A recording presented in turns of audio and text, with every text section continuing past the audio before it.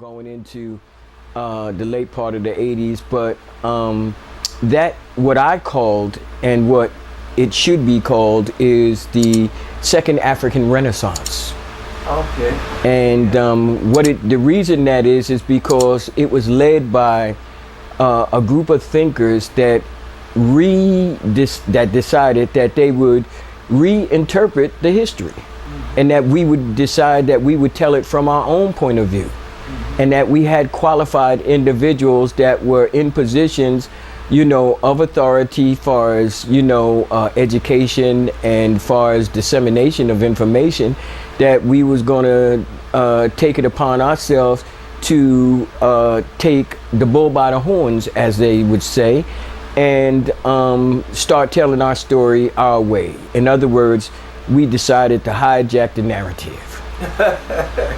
Do the research and everything. That's right. So that's where a lot of these great scholars come from. A lot of these gentlemen I have on my shelf are individuals that come from that period, and that literally, pioneered, set the stage, rooted all of the thinking that we are now, calling Afrocentric and Black Lives Matter and, so many other things. It was rooted in that particular experience where we decided to challenge the status quo. Mm-hmm. And we were in a position that after many years of research and study and being able to put all our ducks in a row, it was time to challenge them in an intellectual way.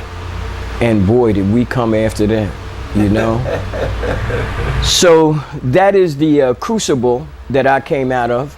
And it set the stage for a particular organization that was a satellite organization to First World Alliance, which was called their Saturday Afternoon Study Group. And they would do that originally. First, they did it at this annex next to the church. They did it there for a while, and then they moved it from there to City College. And that's when Brother X and them got involved, and Dr. Jeffries and them.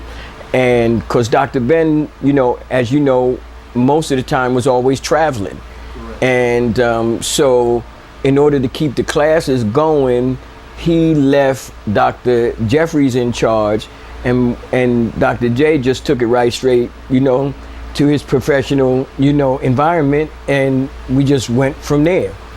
And again, this was because after so long of lecturing, they felt that it was imperative that we began to really understand the information, not just be romanticized with the information. Because a lot of us was drawn because of things we never heard, not what we never studied, but what we never heard.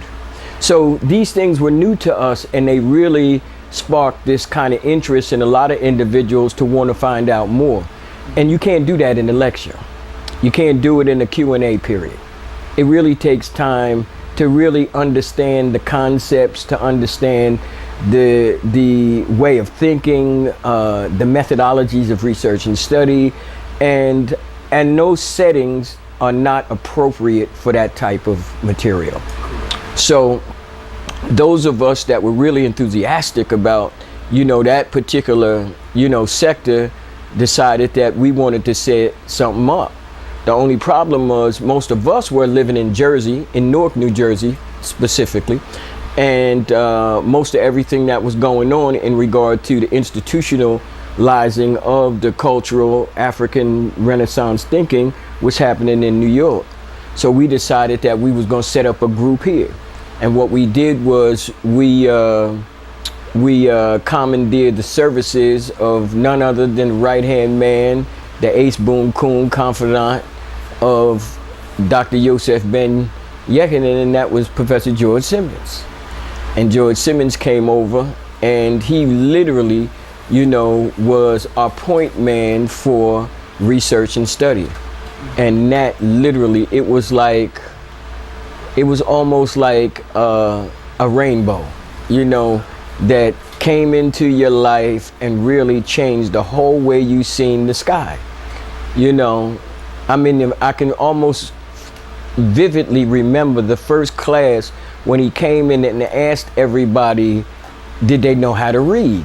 Now, we adults, grown individuals, most of us are past, 35, 40 years old. And he was asking us the question, could we read? And I guess I'm pretty sure the response by everybody was, an affirmative, of course, yes. And by time we finished the class that day, one thing we found out for sure, we didn't know shit about reading. What was the change?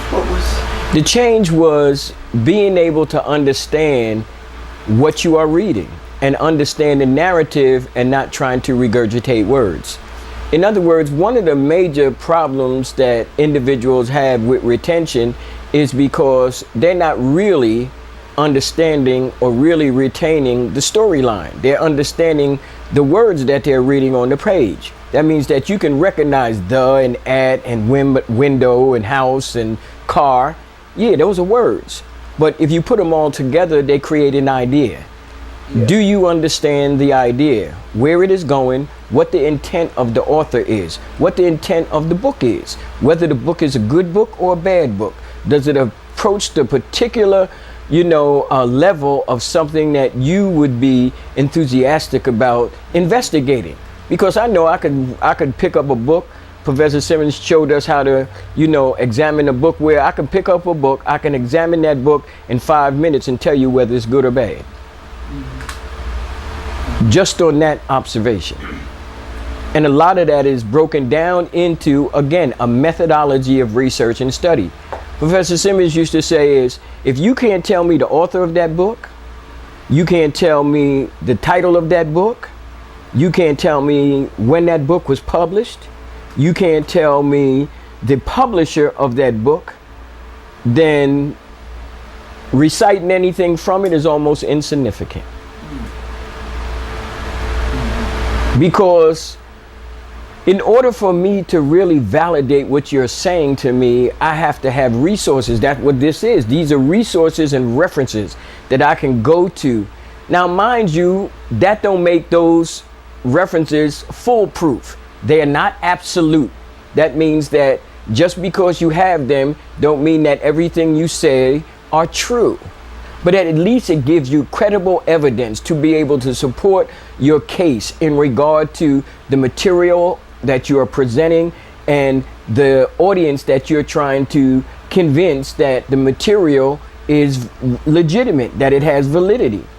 And Professor Simmons took us through these methodologies in order to reinforce our understanding about research and study. It wasn't about the material. It wasn't about African history. It was about research and study.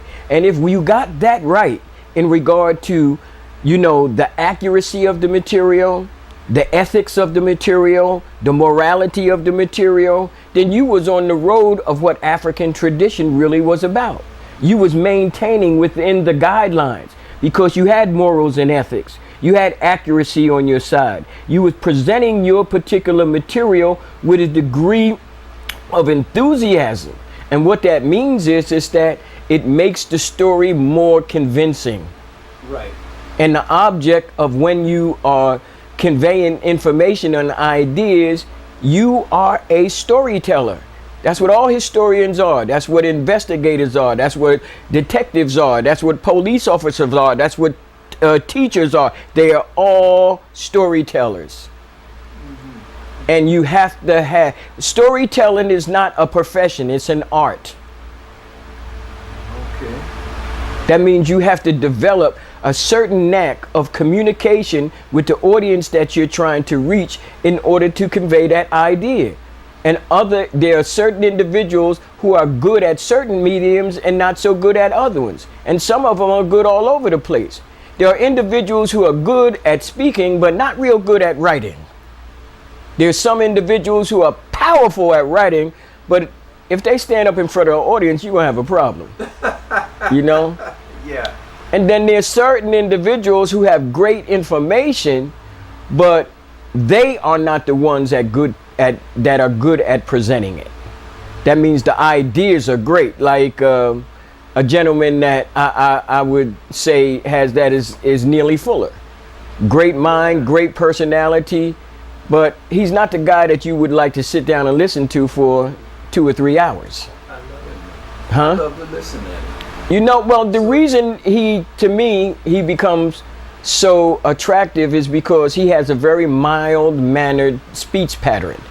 And it's almost like your grandfather talking. Yeah. And you get very attracted to that. So without further ado, as we start this particular journey, what I want to do is I want to explain to you the methodology that I'm going to use so that you don't get deterred in regard to how I present the material. Usually most lectures, as I was indicating to Minister Brown earlier, that they are an array of information that is presented, you know, in the forefront of a particular dialogue or discussion of a subject matter with an audience. You present that information and then you have follow-up, which is a question and answer, in order to dissect the positions that are taken in regard to the subject matter. Right. And what most of the time gets lost in that process is the references.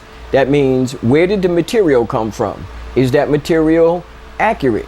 Do we have any source that we can draw from in order to do our own research in the same subject matter? And usually what happens is the author or the presenter will say, well, see me after the lecture and I'll give you either my card or some information and we can contact or something like that. Right. And usually what happens is that never happens.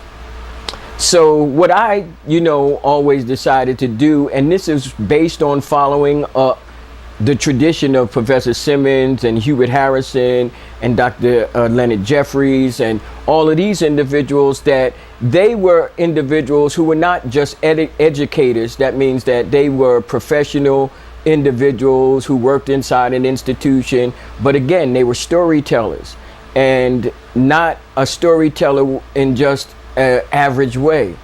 Dr. J is always this individual that has props and posters and information to engage you. And I think that the most enthusiastic way to get a person to adhere to what you are saying is to engage that individual. That is true. And that's why they won't go to sleep if you engage them. Yeah. So a lot of times Professor Simmons, he would never give a lecture unless he had his books. And when he would give a lecture, that's how I got to be his side partner, because I was the guy that handed him the books. Okay. So he would say, give me so-and-so, and I hand him Gerald Massey. He said, oh, give me that Churchwood, then I hand him Churchwood. And then he'll say, because if he's speaking on a certain subject matter, I know the subject matter. He said, give me Gerald Massey, and I turn to the page he wanted. He don't even have to say, and page for paragraph 5, like that. And that's how he taught us. So we could never pass on information. If we were in the study group, we could never read from information without citing the source. What we was reading from, who was the author, when the book was written, the publisher of it, whether it had an indexation or a bibliography, those kind of things. And these are not stuff that, a great deal of time they tell you in, modern day, mainstream institutions. But Professor Simmons used it as a grassroots guerrilla tactic in regard to research and study. He said, if you had all these things in a row, you don't have to worry about every name, date, and place and person. Once you understand the idea and the theme of the narrative, the storyline, everything else gonna fit in place. I'm telling you. And I used to say to him, but what about if you don't know when it, he said, look, it'll happen, believe that. And I would always be questioning it until after a while, it all fell in place. It was like clockwork almost. And I was just so amazed at how insightful he was, because he could see things in a way. He would always say, well, he said, he would say, I want you to read the first paragraph. He said, yeah. He said, I want you to tell me, he said, I would say, read the first paragraph, and we would read the first paragraph. And he'd say, well, tell me what happened in between the lines. And we say, what you mean what happened in between the lines? She said, what is in between the lines? And you say, empty space. He said, that's where the answer is. He said that's where the answer is. That's where the answer is, right? He said, because most of what's in between the line is what they're not telling you that actually fills out what the sentence is trying to say. So one of the things that he taught us was that you never read a book without reading the introduction or the preface. Correct. Right. And the reason that is, it shows you the intention of the author, what the author's intention is. You know, he actually outlines what his intention is, how he is going to present this information. And he might even cite some of the information that he's going to present. Via in the introduction, he introduces you to the already finished book and how it's arranged, what he's going to do, that kind of stuff. And these are ways of being able to consume the book without reading it. You don't have to read it. Once you read that, you know where the author is going. A book is not good based on whether you like it or not.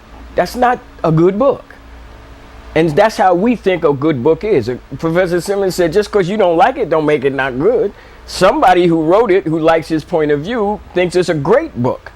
The problem is that a good book is based on whether the author's intention in that preface or introduction was fulfilled in how he approached each subject matter in that book. Now, whether you liked it or not is insignificant. The issue is, did he fulfill his particular claim that I said that the first Jews were black, and were able to prove it within a shadow of a doubt? Not with quasi information, not with just some stuff we might be talking about in 2019 or 2020, but some information that validates in the time in which those events took place, that we can validate with evidence that there were individuals who identify themselves as Hebrews, Jews, or Israelites who happen to be black. You see what I'm saying? Yeah. Right. And the issue is with evidence. And he was a stickler on that. So his major thing was, don't read a sentence and skip over a word. He said, that's just stupid.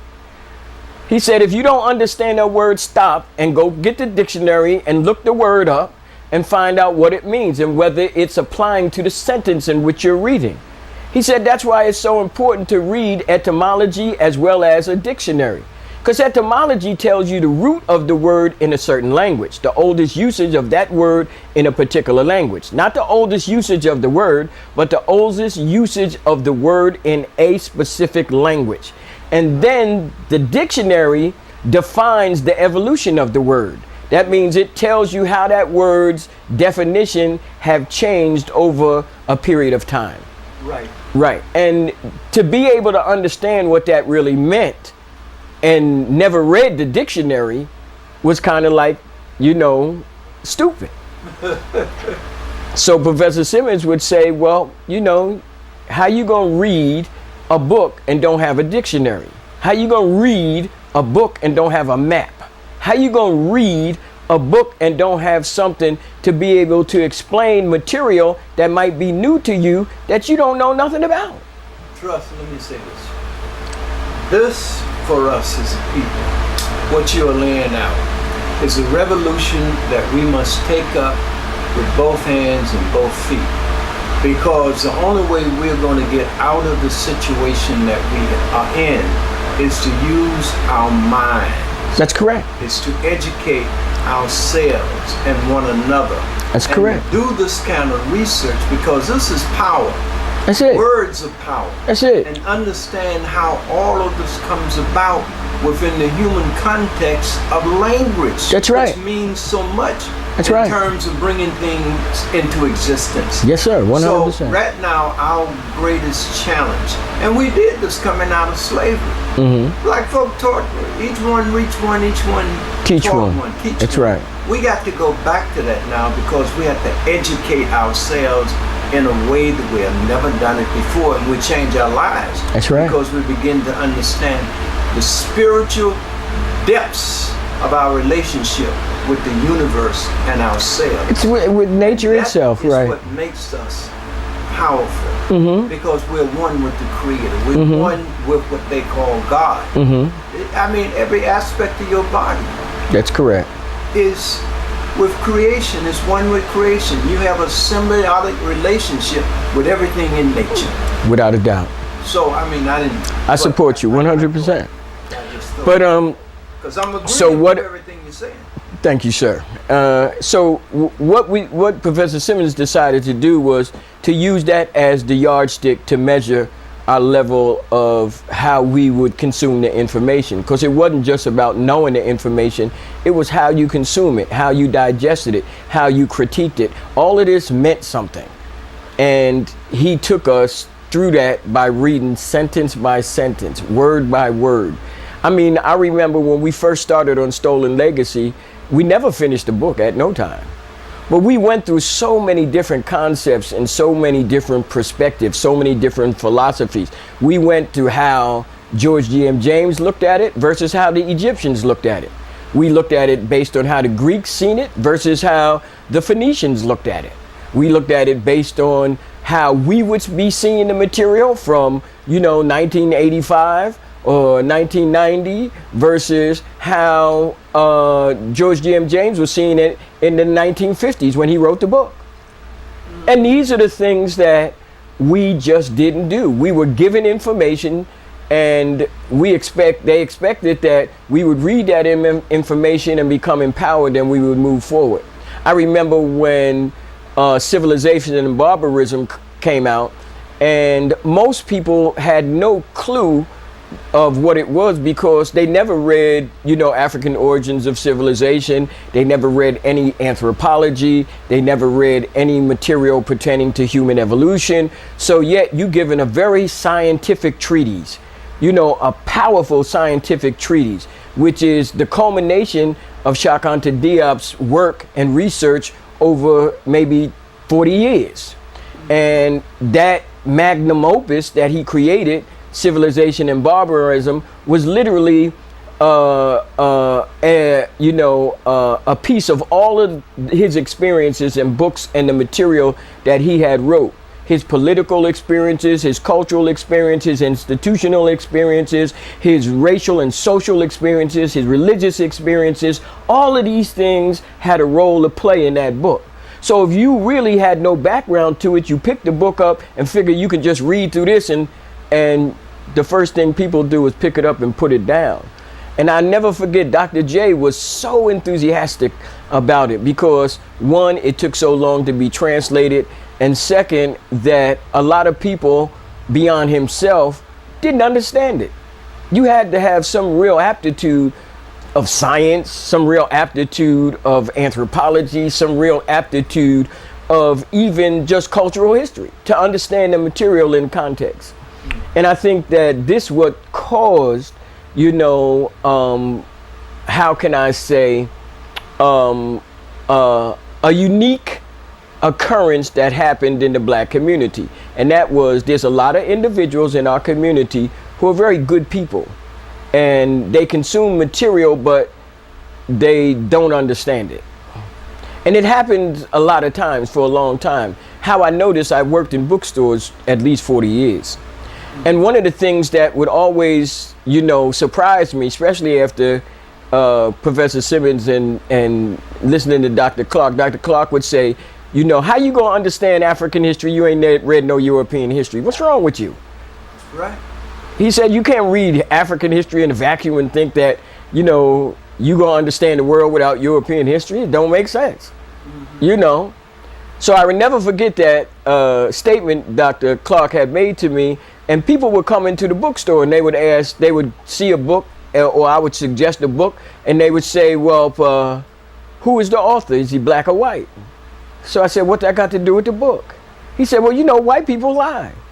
I said, well, don't you know black people lie too? I guess you know something I don't know, And he would say, no, you know what I mean. I said, no, I don't.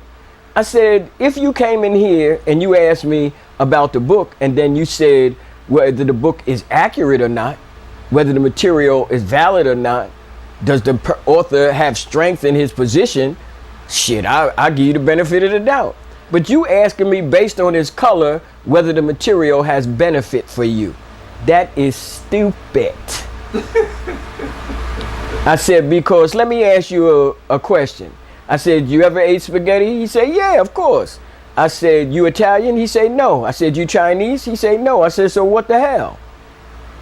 In other words, you consumed somebody else's food and didn't even worry about who the people was, and enjoyed it and went about your business.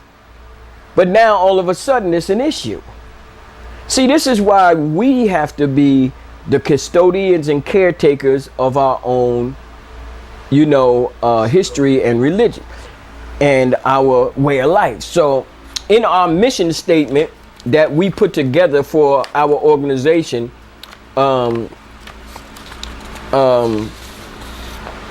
African Echoes, that's the name of our organizations here in Newark, New Jersey. We have what is defined as the African Echoes George E. Simmons Legacy Group. And this is our mission statement. And I would like to read it to you so you get an idea on what our aims, goals, and objectives as an organization was. African Echoes George E. Simmons Legacy Group is an organization that is dedicated to the restoration and maintenance of the culture, tradition, and history of African people at home and abroad. Our primary focus is to stimulate, educate, and serve our communities by providing alternative educational and cultural outlets that are steeped in African values, African principles, and most of all, an African worldview. To maintain our sense of equilibrium and principle, we use an ancient concept called ma'at, truth, justice, righteousness, and balance, and reciprocity. It provides for us the grounding force of morality and integrity and ethics, and represents the cornerstone to one's character, personality, and our relationship to the world. In short, we see ourselves as the custodians of African consciousness and culture, protector of principle and personality, and servants of and for African people, Asante Sana and Hotepu. So that's what our organization's aim, goal, and objective is, and it was at the behest of the direction of George E. Simmons in the family and the environment of First World Alliance and Dr. Ben and all of those individuals. And that's what we did. We developed that, and as I showed you in the last piece, this was our first lecture that we gave, and that was in 1983. And as you can see, it was here in Newark and East Orange at that particular time. It was 4 major personalities: Dr. Ben, Dr. Clark, Sister Kefa, and Jeannie Bain. And we talking about powerhouse personalities of the day, but that event was given in 1983 for a $2 cover charge. Think about that. So this is where we start, and this is how we're gonna get into some of this material. Now I'm gonna say to you right from the beginning, we might not get into everything, but we're gonna get into quite a bit, and it's gonna really literally spark your interest and enthusiasm to go out and to be your own, educator. What that means is real education can only be self-done. That's the only way you're gonna educate. Even if you're in an institutional setting, education has to be initiated by you. If not, then there's nothing going to take place. That means you have to be involved. And if you're not, then you're not really being educated. That is true. So, what I will do is, as I said before, is I'm going to do things a little backwards. In other words, I'm going to give you references and information, and then I'm going to weave information in between it. So that way it will give you a background in regard to the material that I'll be presenting to you, but also give you some idea on how the narrative unfolds and the personalities that are involved. And one of the things that you also will always know about me, and this is in regard to the tradition from which I come. I never give you information without giving you resources. And one thing that I know for sure, I don't know everything, and I will tell you I don't know. That's important to me, very important. I try not in any way, form, and fashion to give you half information. That's not bad. I mean, that is as bad as giving you bad information to me, or incomplete information. And so this is why I presented the material in this fashion, so that I can give you the resources, and whatever bit of information I give you about that resources, you can further investigate on your own and be able to try to retrieve what you might be searching for, or what might satisfy your particular thirst for particular information or particular issues. You know, because a lot of people, when they go to lectures or they just got already in their mind what they want to hear. Right. You know, and be pissed if the individual don't touch on it, you know. And what happens is, you got in a lecture, the lecture might say it's about this, but the speaker might come in and start off talking about this, and that never be touched, and they go into a different, and people be happy. And then some people be upset because he never talked about what he said he was going to talk about. And then the other guy is, I'm happy because I wanted to hear about that anyway, you know. But again, the issue is being able to present the material in a fashion that is easy and simplistic to digest, and then easy to research. Yeah. That's my major concern, is that after you listen to this presentation, that you will have now armed yourself with resources that you can go and retrieve further, you know, depth of this particular research project. Because I'm gonna give you, you know, authors, names, places, dates, and people that reflect the material. So this is how we're gonna first start. First, as you know, you were talking about the Arab slave trade versus the European slave trade. And it's important to talk about these particulars, because one of the things that first has to be dealt with as we deal in any subject matter, and that is that if we're talking about a particular group, people, we want to know who they are. Correct. So first of all, if we're talking about the Arab slave trade, first of all, who is an Arab? Correct. I want to know. Right. And how do we define what an Arab is? Correct. Right. What is the yardstick that we use to do that? So periodically, as you know, I'm going to be moving back and forth. Not a problem. Right. So that I'll be drawing from different kind of information. But one of the things that you will find out is that most information from a historical point of view is not absolute. That means there's no absolute African history. There's no absolute world history. There's no absolute Christian history. There's no absolute Muslim history. That means that there's a lot of information that's not known about, or not even brought into play. And to get the impression that all we know about Egypt, we know already. Or all the information that we have about Egypt that we have, like I have many books on Egypt. Some of them right now are outdated. Wow. The reason that is because there are material now that has come forth that put that material on the back scale now. Ain't nobody talking about that no more. You see?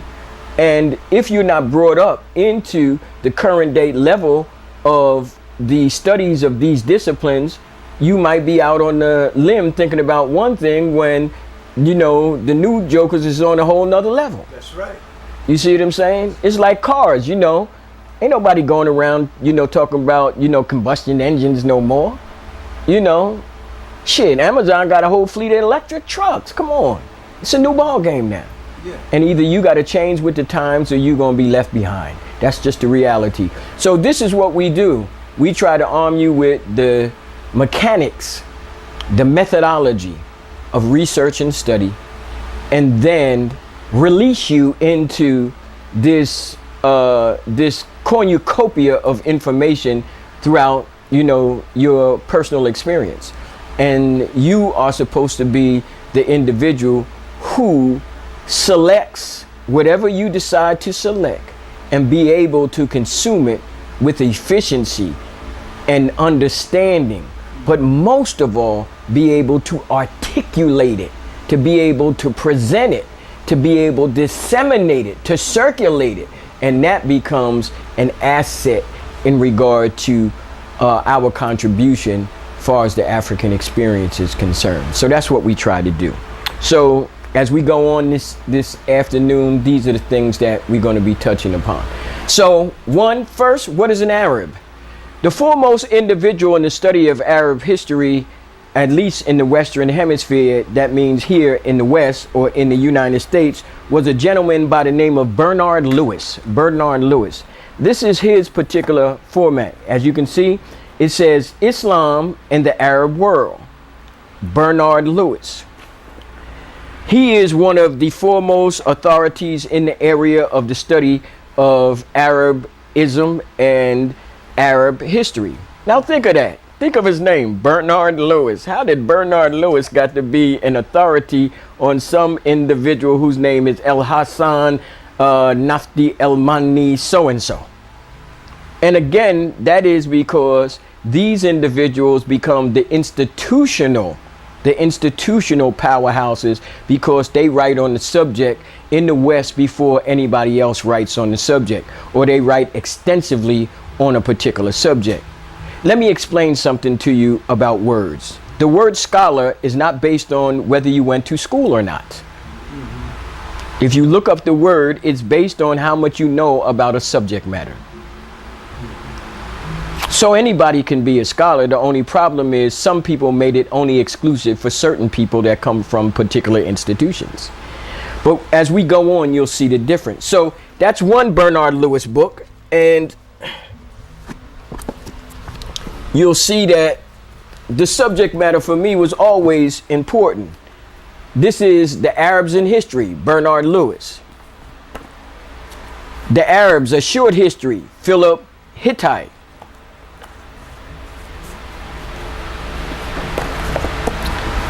A History of the Arab People by Albert Hourani. And one of my favorites that was just done by an African American, as well as a former member of the nation, a member of the Nation of Islam. And this is by a brother by the name of Wesley Muhammad, PhD, and it's called Black Arabia, The African Origins of Islam. Quite interesting book. You know, quite a bit of material that Wesley came to his conclusion that I do agree with, some material that I don't, but I do think he did a very good job of scholarship. And one of the things that I do support is his background in his research and study. He was actually formally taught at one of the major university, I think it's University of Michigan, if I'm correct. I could be wrong, but it was the University of Michigan, studies from the University of Michigan. So, which is a major Islamic, Orthodox Islamic university in the West. And as you all know, Dearborn, Michigan, those particular places in Michigan, much less in the Detroit area, are the foundation for the study of Orthodox Islam. And it's not by chance that Detroit is also the foundation for the Nation of Islam, with one other than Farad Muhammad and Elijah Muhammad. Remember, the Nation of Islam didn't start in Chicago, it started in Detroit. Again. So that's some material that you want to make yourself available to. This is another one. As you can see, Lost Cities and Ancient Mysteries of Africa and Arabia. And it goes into who those individual is. Before we go any further, to give you a small simplistic, summary of Black Arabia, Wesley's account was that the earliest and the most ancient of all Arabs were Africans, were black-looking individuals, I should say, not Africans, but black-looking individuals. And the reason I say not Africans, because in this context, in this research project, we're going to look at African based on what it is. And that is it a name based on a continent, or is it a name based on a group of people? And at what time did that name come into existence? And is it relevant to the information that we are talking about? So in other words, could, in the Atlantic slave trade, Africans sell Africans? Now, my perspective on that as a researcher is no, Africans could not have sold Africans because there was no Africans at the time.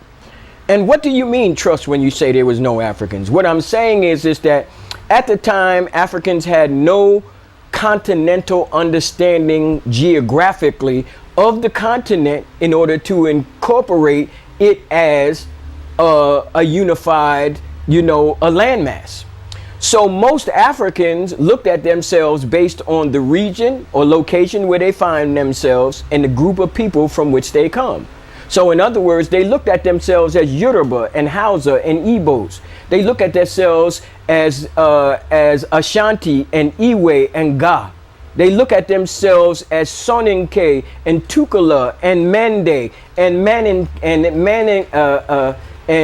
Mandinko. These are various groups, national groupings of African people that existed during that time and literally coexisted, and some that didn't coexist. But they never seen themselves as Africans, and they never seen themselves only in a context of color or looking at ourselves based on blackness. And one reason, because most of everybody was black. So it wasn't like it was an issue. How we designated one another in our differences was based on the language that we spoke, the food that we ate, the ceremonies and the rituals we engaged in. These are the things that brought about the change in regard to how we seen ourselves. So when we talked about Arabism, and I remember Doc Ben making a statement, and I told you about this before, about Arabic being an African language. And my thing is that what is African is by Africans no matter where they be. That means is that if Africans leave Africa and go to Europe and develop a music called jazz, then that music is as much African as anything that was developed on the continent of Africa. What changes the DNA of that individual because he in Europe? Nothing. Right. Right. And if he defines himself in regard to his connection to that where he's from, then that's even a blessing in disguise. But most of us, a great deal of time, because we don't look at ourselves in that kind of context, what happens is that we have a false perception of our own identity. We always want to identify with the colonizer. Right. We always want to identify with the interloper. We always want to identify with individuals who don't support our particular aims, goals, and objectives. So again, that gives you an idea on how we see what an Arab is, because an Arab is based on a culture, not based on a skin color. And what I mean by that is that a culture can actually vary over a large span of area and encompass a variety of groups of people, and they could all be identified under the umbrella of being Arab, even though they have various differences. Just like we do here, we call ourselves Africans, but why are there Caribbean Africans? Or why are there Central and South American Africans? Or why are there Africans in Europe? And do they see themselves as different? Do African who's born in Britain think of himself as a British African? Or a French African? Or an Italian African? Or an American African? You see what I'm saying? Yeah. So this is the idea of being able to look at ourselves based on our own identity. And this is one of the great accomplishments of Maulana Karenga and the Nguzo Saba. To name ourselves, define ourselves. This is what we decide, not what you decide. But when we use the terms, most of the terms are all been decided by somebody else. Colored, black, Negro, African American. Somebody else. Right. You see? And then the whole issue of the term itself, African. The word itself, most individuals, you got individuals on the internet saying that the word African comes from Leo Africanus, which is really marginally funny. But the issue is because one, it shows me, two, they know very little about the surname Africanus. Two, they know very little about who Leo Africanus was. And second is that there were three major Africanuses that literally had an impact on African history. You had Julius Africanus, you had Scipio Africanus, and you had Leo Africanus. Actually, the individuals were born at three different times. Julius Africanus happened to be the right-hand man or the mentor to a guy by the name of Eusebius. Eusebius was the Christian historian. In other words, he was the official historian for the Christian church, or what we would call Catholicism. And he acquired that information, the format of writing that history, from his mentor, Julius Africanus. Then you had another brother, his name was Publius Cornelius Scipio, who actually was named Scipio Africanus. He is known to be the individual who actually was a general for the Roman army who actually killed Hannibal. He was the individual who destroyed and defeated Hannibal. Excuse me, not killed him, but destroyed and defeated Hannibal. That's how he acquires the name Africanus. Not because he was a black man, but because he conquered an African. And then Leo Africanus, his real name was Hassan el-Wassan. You know, he was a Grenadian Moor. And he was taken by pirates into the court of Pope Leo di Medici, or Pope Leo X. He eventually converted to Catholicism at the behest of the Pope, because they found out that El-Wassan was this brilliant brother who could speak many languages, was smart in so many areas, philosophy and math and literature and all of these kind of things. So that the Pope decided that win, lose, or draw, we're going to bring him in the inner circle, put him into the court, make him one of us. And in order to do... Black? That's right, he was a black man. And in order to do so, what he did was he converted to Christianity. And when he became Christian, you know, you got to be Christian to become a Catholic. When you're Christian, you're given a name. The name that they decided to give him was the Pope. The Pope decided to give him his name, which was Leo. So he gave him the name Leo as his Christian name. I mean, as his christening name. So what happened is that as Leo, you know, El-Wassan began to develop and literally became very popular in the community, and people liked him, and, you know, they supported all his ideas, and, you know, he was just this, you know, overwhelming personality, to the point where that the Pope thought that he was threatening his own position. He was overshadowing his own position. So he decided that in order to distinguish himself, Pope Leo X versus Leo, you know, Leo Africanus, he gave him the surname Africanus, which is Leo the African. You get it? Yes. Now, to give you, to not shrink in my responsibility, if you stand up for 1 second, I just want to pull a book, pull a book from behind you, just to, again, validate some material.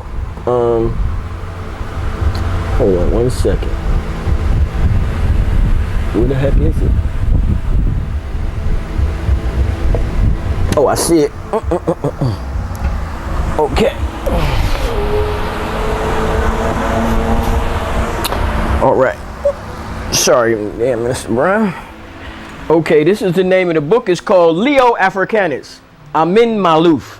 This actually is a novel, but it also deals with the history of Leo Africanus and his particular debut on the theater of history. That's Leo Africanus. So again, as I was saying, these are the individuals who they say believe started the word Africa, Leo Africanus. Now the funniest thing is that if they name him Africanus, that means that the name had already been in existence before he got it. Right. Right. And what you will find out is there were a group of individuals. If you read any history about West Africa, and I'm talking about real in-depth material like Basil Davidson or Roland Oliver, J.D. Fage, these are all individuals who deal with those subject matters. And they've been doing it for almost 50 to 70 years. That's how long they've been in these areas. When you read this material, it will give you enough information that will validate again the material in regard to who were those people at that time in those geographical areas, and they all say the same thing, and that they were Africans. They truly were Africans. So again, West Africa, a history of West Africa to the 19th century by Basil Davidson. And this is A Short History of Africa, Roland Oliver and J.D. Fage. When you begin to study African history, one thing that you're going to find out is a lot of authors and a lot of research personalities, you're going to frequently see their names as references in bibliographies or individuals who contribute to co-studies in a certain area. So they determine that. I want to be sure that, are you saying that Africa is named after a black man as opposed to? No, I'm not saying that at all. What I am saying is that the word Africa was actually recruited from a group of individuals who call Afriqiya. Afriqiya. It's an Arabic term that they use to identify a small area in North Africa in between what is today defined as Algeria and Tunisia. The problem was when the Romans come in, that area becomes a demarcation point because they use it as an area that they want to forage based on foodstuffs. Because see, Rome is very depleted of resources. Europe, period. Dr. J used to always say, and I loved him for this, he would say, Europeans are resource poor, land poor, and people poor, which was always the case. So the reason that the Portuguese and the Spanish made it their business to, sail up out of that, that Western European hellhole they was in, was because they didn't have no resources. And in order to acquire them, they had to either go over long, long treks of land or sail in the ocean. And remember, at that time, Europeans wasn't great mariners. That wasn't their, cup of tea. As a matter of fact, the individual who gets the title of a mariner, his name is Prince Henry the Navigator. You ever heard of his name? Yeah. Prince Henry the Navigator. If you really look him up, you'll find out that he really never sailed on no ship at no time. What he did was he was a financer. He had plenty of money, so he financed trips.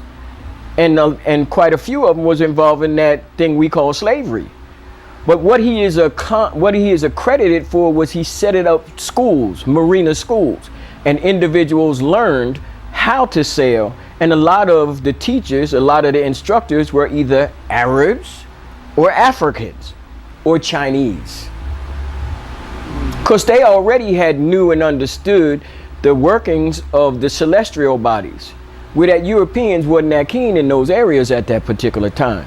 One reason is because of the so-called, dark ages, when a lot of things were suppressed.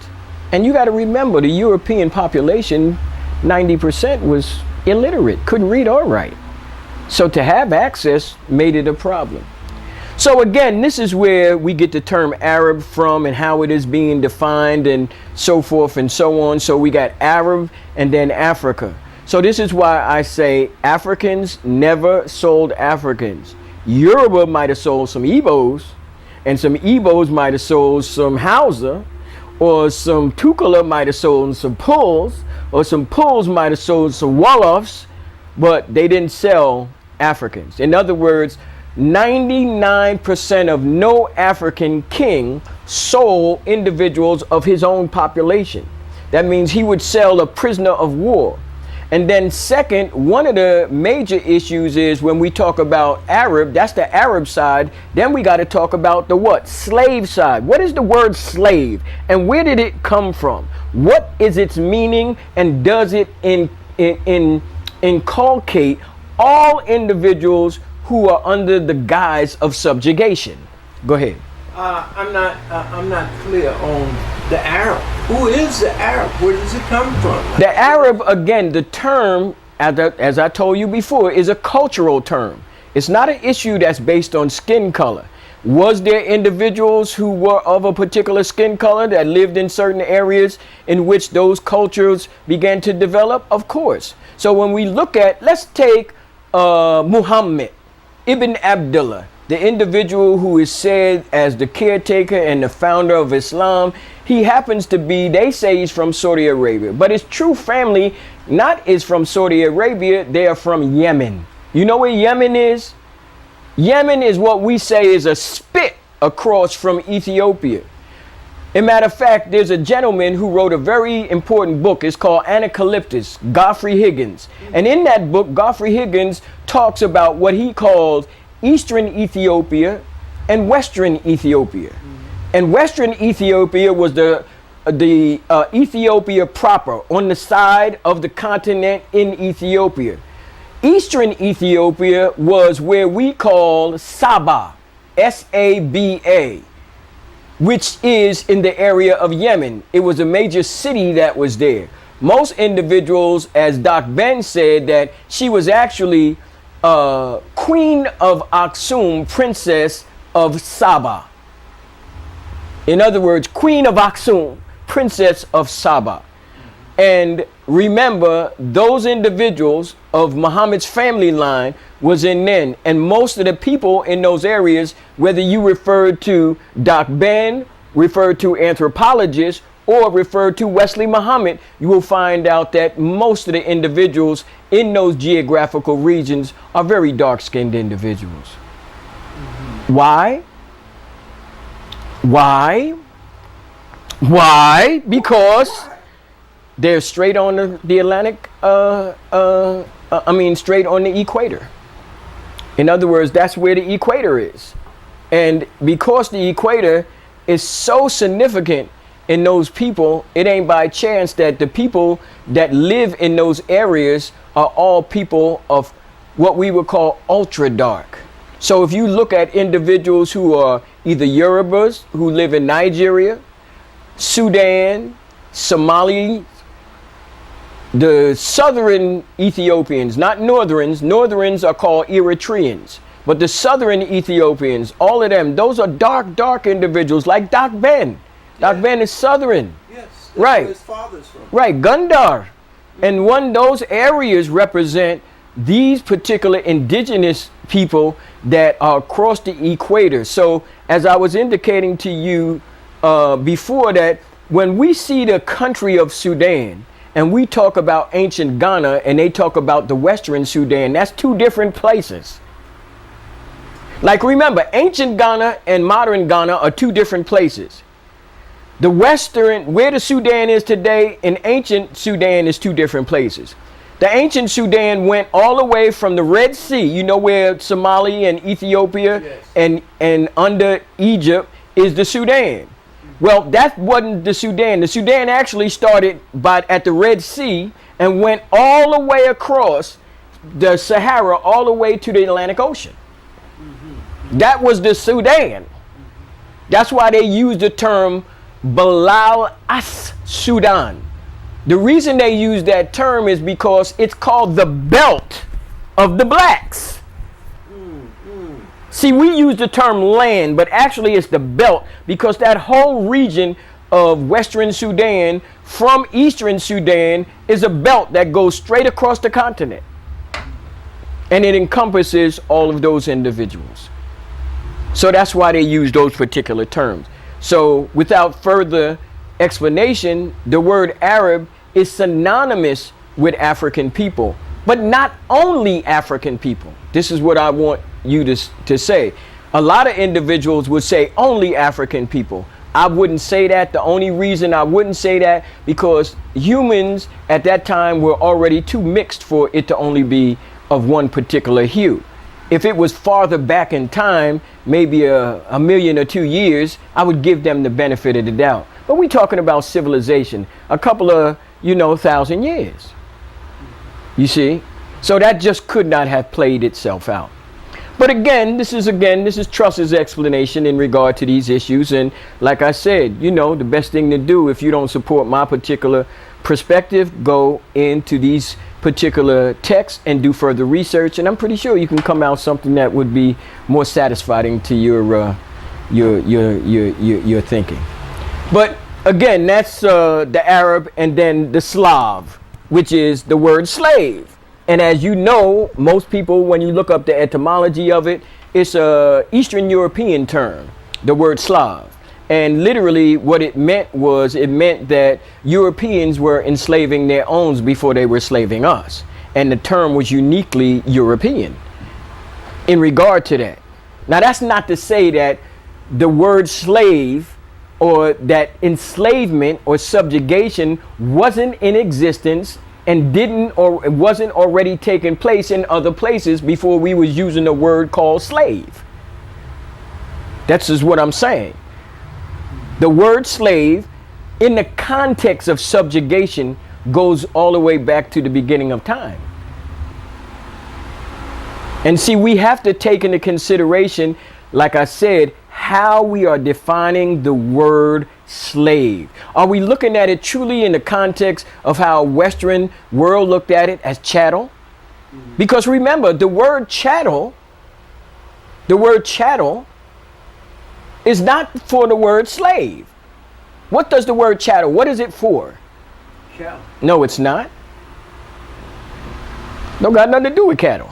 Well, Again, that's because the sound, what you did was you did word association. Sound like must mean, right, no, that's not how it goes.